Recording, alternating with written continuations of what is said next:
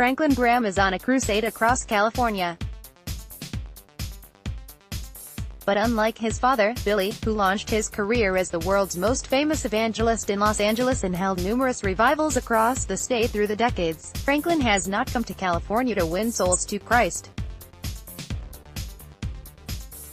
Instead, he's looking for voters he can deliver to the Republican Party.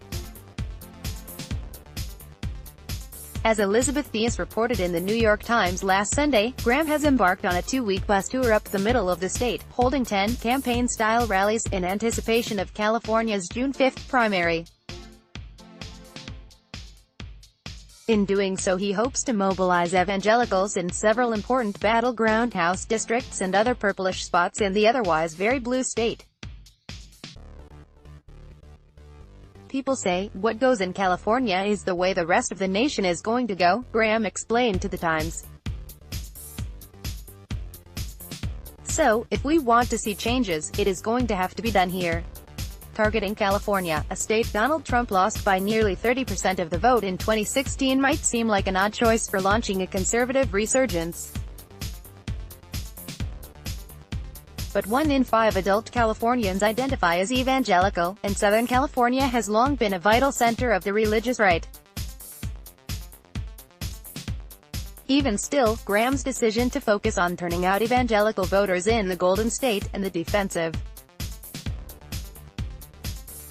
almost defeatist message he is bringing to them, demonstrates how much today's religious right has departed from its early history. It also shows why white evangelicals remain Trump's strongest supporters. The early religious right of the 1980s and 1990s optimistically believed it could redeem the nation by bringing Christians into politics. They aimed to assert America's religious values and defeat secular liberalism's creeping advance, a mission that, as the name of the largest religious right organization at the time spoke to, assumed the nation contained moral majority that just had to flex its muscles in order for conservatism to prevail.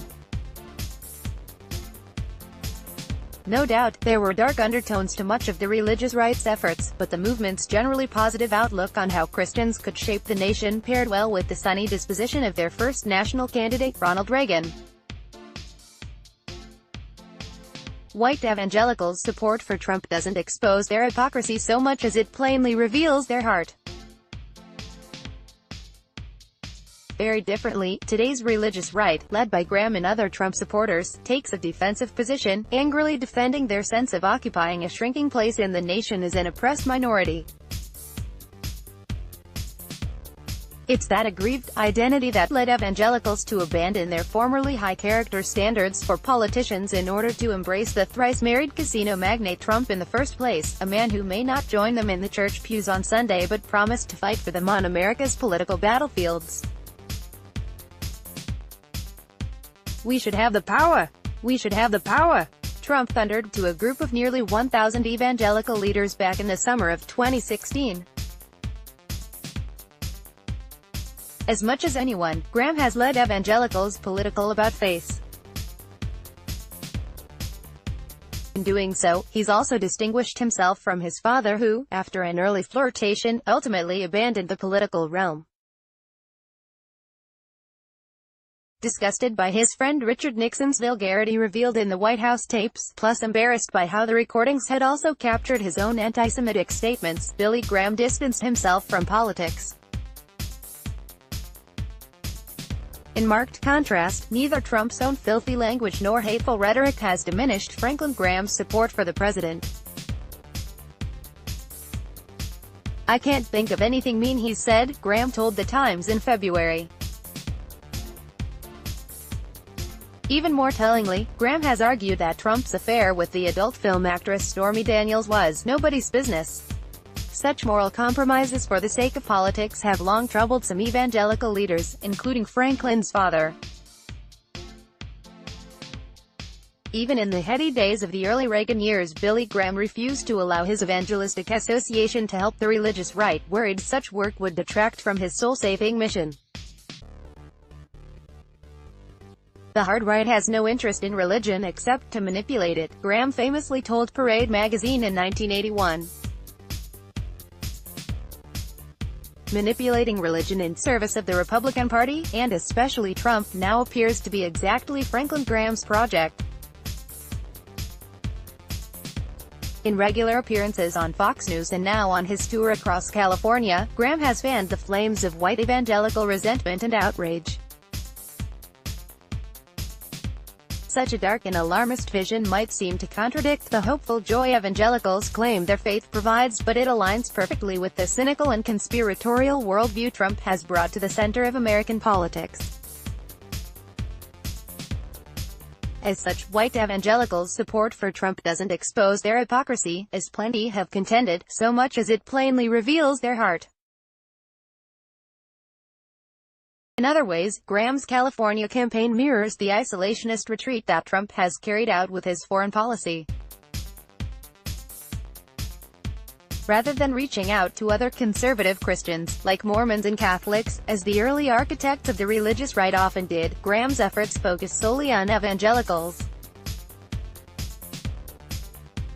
That's an unusual political strategy given how important coalitions are to electoral successes in the United States, but it's a tactic that plays directly into the growing separatist sentiment among many white evangelicals.